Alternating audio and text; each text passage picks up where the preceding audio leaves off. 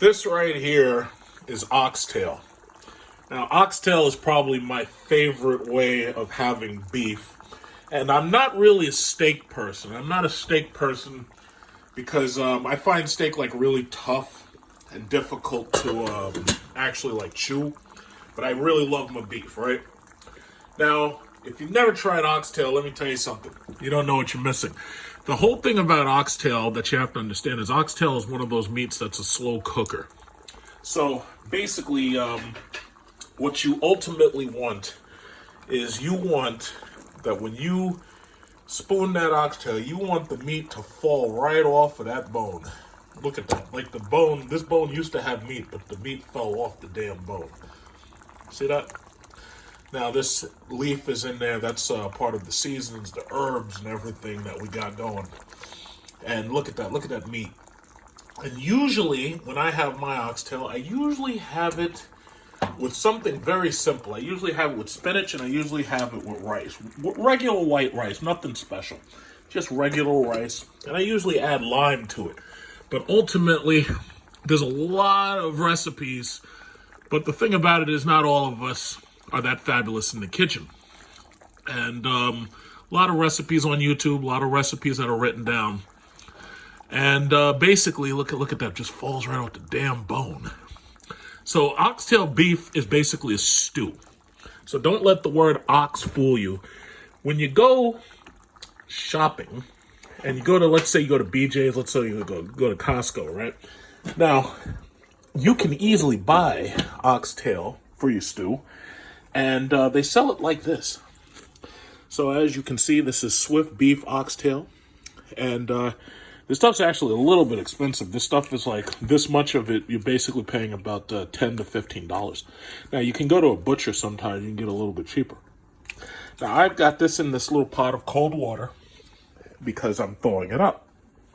So what I want to do is I want to kind of try to show you how you can go from that beef oxtail right there to this delectable, wonderful, falling off the bone oxtail right there. And I'm going to show you how to do it. I'm going to show you all the seasonings that you can use. There's lots of different ways to do this because some people, they make like a big stew out of it. But I'm going to show you my way. I'm going to show you an easy way to get started. Some people know how to season things to taste and whatnot. But I'm just going to show you an easy way to get it started because it's really not that complicated. So after extensive study of YouTube videos, after extensive study of recipes that I found online that you could read, and after asking some Jamaicans themselves how do they do it, and getting recipes from them, what I basically was able to consolidate all that information. I found out that basically they were all kind of using the same exact ingredients. It was just that they were doing it in different ways. There are some people who prefer to do all of the work of chopping up onions, peppers, and all this stuff. And they prefer to do everything like 100% fresh. And they prefer to do everything like, right then and there. And there's lots of things you can add to it. There's some people who don't use salt because they've got like heart disease and this, that, and other. There's some people who cut back on peppers because they've got heartburn and this, that, and other. So the things about it is, like, if you see anything here that you know is going to kill you, like if you're like allergic to something, like, if I use peanuts, you shouldn't use peanuts because that shit's going to kill you. So what I'll just say is like this. If you see things that you don't, see these goddamn Hondas out there popping and making all the goddamn noise with these silly little 1 liter engines. They got engines smaller than this fucking bottle. So anyway, let's get back to business. So if you want to go from that to that, this is what you got to do. So first of all, you see I got some brown sugar right here.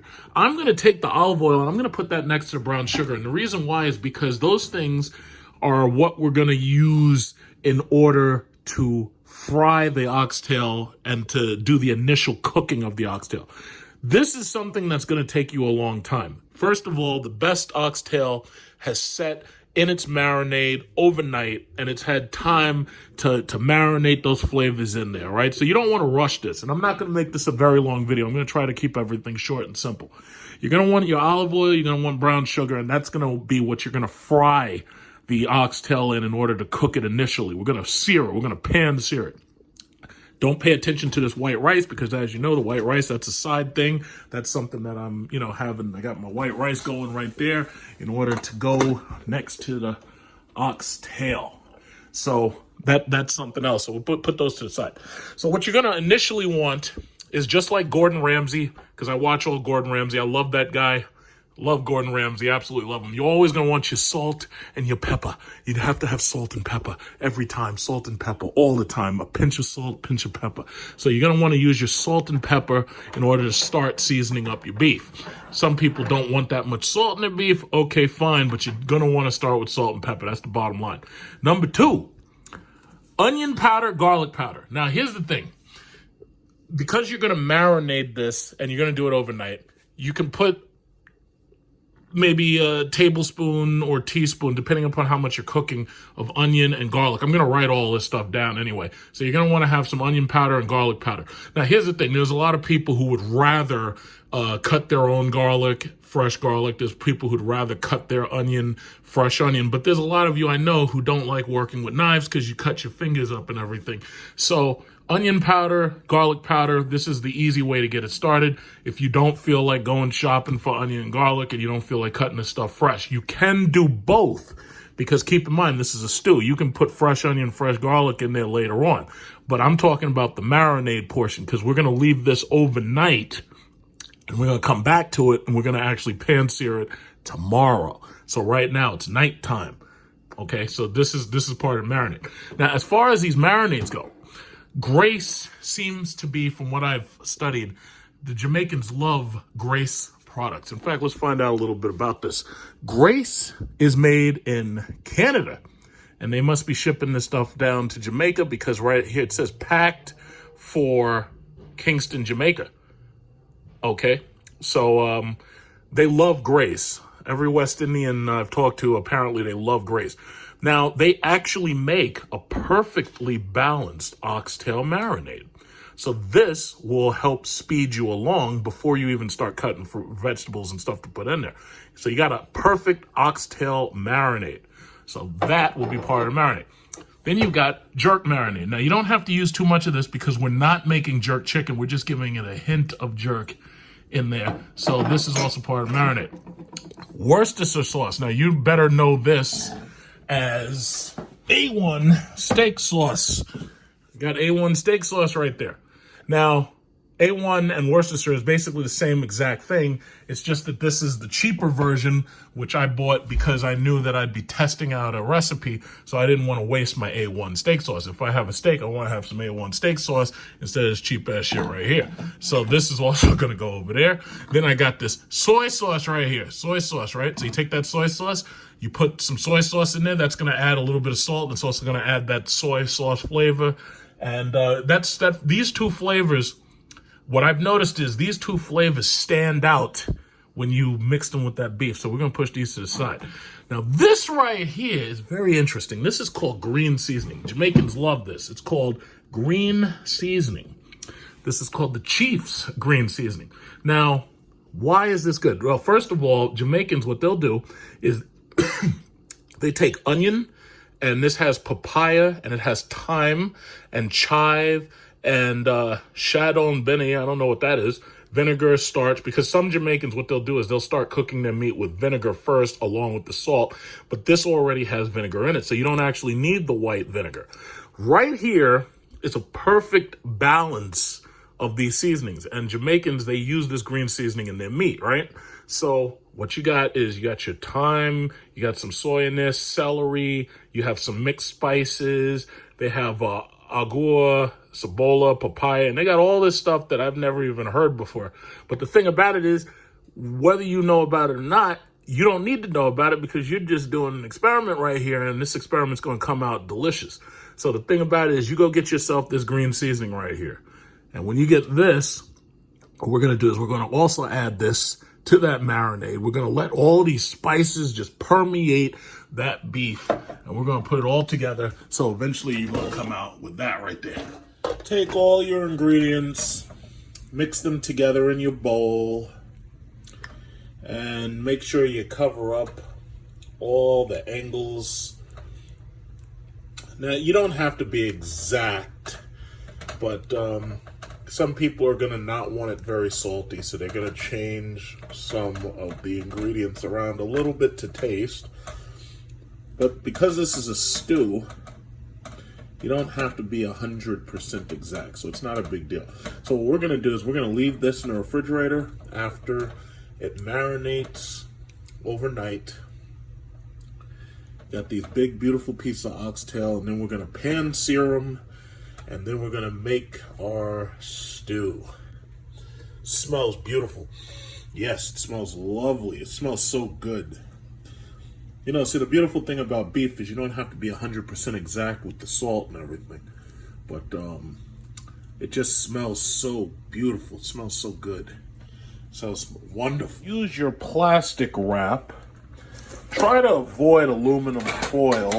And try to avoid non-stick cookware. And the reason why is because if you use glass or plastic, you don't really have to worry about any of these acids causing metal to leach into your food. Like, you don't have to worry about like small amounts of aluminum being leached into your food. So this is my beautiful marinade, and guess what? This is going into the refrigerator, and this is going to marinate overnight. That beautiful beef, beautiful beef. Beautiful and scrumptious. So this is my marinated oxtail, and it's been in that refrigerator for about 24 hours. So as you can see, this is what it looks like. Now, I know there's people who are probably getting upset with me, especially Jamaicans, who would probably say, oh man, you haven't put any fresh fruit or vegetable into your oxtail. And you'd be right, and the reason why is because I honestly don't like having to chop things. I really hate doing that. But what I did was I went out and I got some assorted types of peppers. I got green hybrids right here. And then I also got a little bit of this brown and gravy master. This is a caramelizer. And this has sugar in it, and it also has a little bit of caramel color. This helps brown up your meats. You don't want to use a whole lot of this. You might just want to put a little bit on this. However, because there's so much sodium and salt already in this, some people might not want to put any of it in it. It all depends on your taste. Some people like theirs bland with less salt and less sodium. Some people want more. If you want peppers, if you want a nice fresh onion, if you want mango slices, all that stuff, because you're from the Caribbean, you can put whatever in there you want. So I'm just going to cut up a couple pieces of pepper. I'm going to throw that in there, and I'm going to put that in. I'm going to let this marinate even more because I don't plan on cooking this till tomorrow, because you actually have to set aside 4 or 5 hours so that you can cook it and stir it at the same time. Okay, so I chopped up some peppers. To tell you the truth, you probably already realize this. I suck using these big-ass kitchen knives. I'm not Gordon Ramsay. I don't know how to really cut stuff. I'm really a saucier and a cheesecake maker. But chopped up some peppers. So I've got some nice colors and flavors up in here. So I'm going to marinate this mother a little bit longer. We're going to marinate this till tomorrow, and then we're going to cook this for a good 4 or 5 hours. We're going to slow cook this bastard right here. So this is going to go back to sleep in my fridge. It's going to go back to sleep in my fridge right next to the apple cider. Right next to the, oh, you know, I'm going to need one of these tonight. Let's see, who are you? Calypso Colada, let's see. Pineapple, yeah, you coming with me. So I'm going to put that right back to sleep. We're going to go back to sleep. We're going to saute you with some nice white rice. We got this baby spinach left over. Don't worry. We're going to come back for you. We're not going to leave a man on the battlefield. We're coming back. So what we're doing is we're doing some olive oil, and we put in our oxtails. Now, what you want to do is you want to turn those oxtails so that the bone is pointing upwards, so that this way, you don't want to cook it too much on one side, but if you turn it so that the bone's pointed upwards, it won't burn. You don't want to burn it, because if you burn the oxtail, it's going to be bitter. You don't want to make it bitter. So this, again, this was that oxtail, this was the olive oil, the brown sugar. Put that right up in there. Yeah, it doesn't matter if it falls down. But see, that's my sauce right there. And this sauce smells absolutely fantastic. And what we're going to want to do is we're going to want to make sure these cook. And you're going to have to stir that sauce, because the brown sugar that's on the bottom of there, you want to make sure nothing burns. So you got to keep it stirred. Keep it stirred. See, this stuff is a slow cooker. And that's the thing about cooking beef. It's a very, very slow cooker. So browning it is the first step. Let's see. Yeah, that's that brown sugar in there. So browning this is the first step. So we want to make sure this browns on each side. So we're going to turn down this heat. Try to make it cook a little evenly. But first of all, what we want to do is we want to just cook it. Then later on, we're going to stew it. So we're going to leave this thing on the stove for about 4 hours straight. And by cooking it that long, the meat will just come right off the bone. It smells good. Olive oil and brown sugar as the base.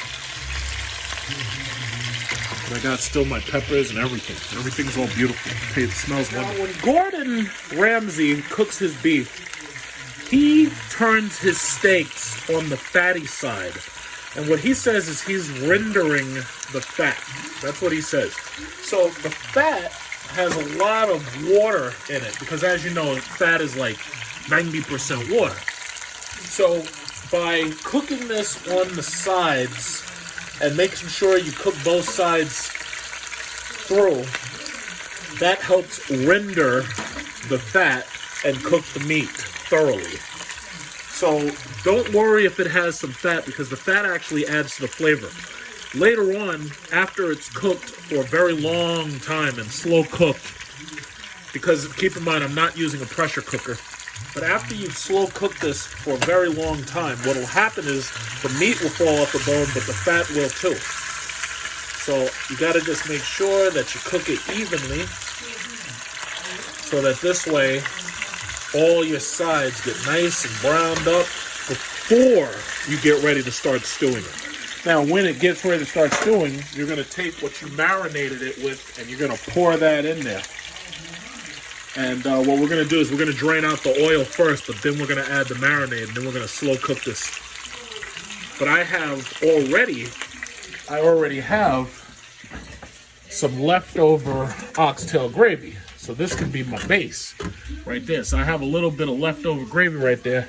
And there's nothing wrong with the leftover gravy, because the thing about it is the longer this stuff actually sits in marinade, the more flavor it gets. So as beef or oxtail in this case cooks, you'll see it cook thoroughly and you'll see the outsides of it browning, and that's what it'll look like.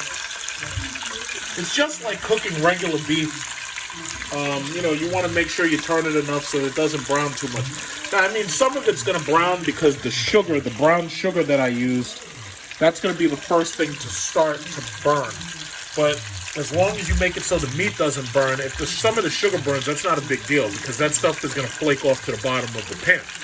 But what we're going to want to do is we're going to want to cook these as thoroughly as we can, and then we're going to drain out some of the oil, and then we're going to start putting marinade onto the oxtail. Okay, so I've given my oxtails a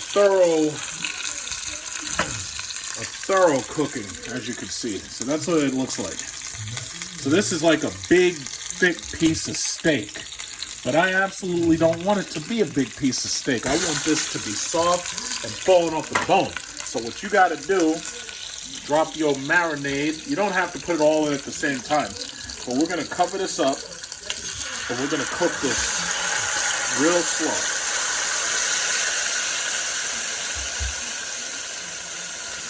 And what we're going to want to do, because it has to cook so long because it's on the stove, we're going to seal in all that flavor. It's going to cook a long time. So I'm going to cover it up. We're going to cook it on high heat. And I'm going to drop in 2 cups of water.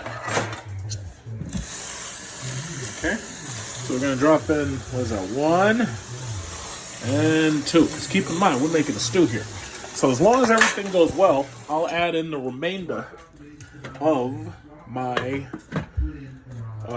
gravy from last time. I'm going to turn this up to high. Yeah. I kind of like using the stove and the countertop at the other house. It's just that right now I'm using this one, so no big deal. See, I've already had a piece of this finished product. It came out lots of herbs and spices. Very, very succulent, delicious beef oxtail. Some of it, as you can see in the sauce, some of it falling right off the goddamn bone. My God, it's so delicious. I love oxtail. I'm not a steak person. This is what I like. I like it like this. So that ends this video. Takes a long time to cook if you don't have a pressure cooker. To tell you the truth, you're probably better off actually getting a pressure cooker, so this way it doesn't take as long. But came out very, very, very, very succulent and delicious, and that's all I was hoping for. And now, unlike when you go to like Golden Crust and these people, you ask them, say, hey, excuse me, can I have more meat with my rice instead of so much goddamn rice and so much cabbage, and they act like they don't want to give you nothing. Now you can make your own pot, and you can have your own stew pot of oxtail. And it's sweet and succulent and delicious and lovely. So that ends this video. I hope you learned something.